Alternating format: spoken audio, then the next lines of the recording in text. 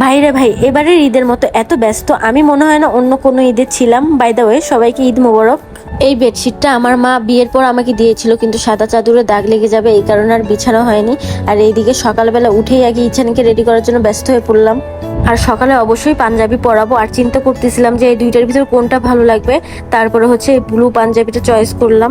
তারপর ওকে গোসল করি, একে একে হচ্ছে আমি ওকে রেডি করে দিচ্ছিলাম এখানে। আর ওর বাবা এদিকে বায়না করতেছিল যে ওকে নামাজে নিয়ে যাবে, কিন্তু আমি একদমই রাজি হই নাই। এতটুকু বাচ্চা ভিড়ের ভিতরে চাপাচাপিতে না ভর্তা হয়ে যায়, এই কারণে ওকে আমি হচ্ছে রেডি করে দিই যে এমনি বাইরে থেকে নিয়ে ঘুরে আসো তোমরা, কিন্তু নামাজে নিতে দিই নাই। তারপর নামাজ থেকে আসার পরে ওর বাবা আর চাচুর সাথে ঘুরতে চলে যায়, ওদেরকে বিদায় দিয়ে এদিকে আমি ঘরের কাজে লেগে পড়লাম।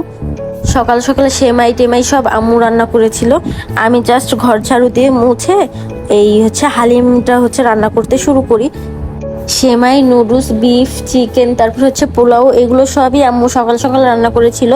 জাস্ট এই হালিমটা আমি রান্না করি। দেন দুপুরবেলা জেরিনকে ডাকতেছিলাম আমার বাসা থেকে ঘুরে যাওয়ার জন্য।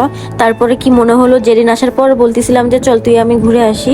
আর ও আসার পর ওর হাতে একটু মেহেদি দিয়ে দিই।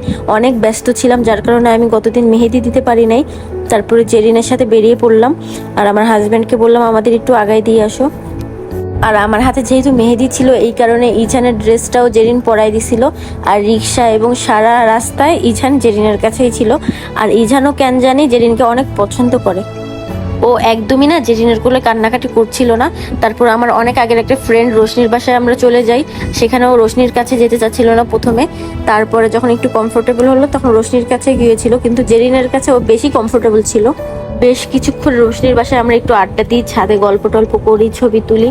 দেন হচ্ছে এস লাইনে যাই, এস লাইনে যেয়ে আমার নানুর বাসায় একটু গল্প টল্প করে বাসার দিকে চলে আসি।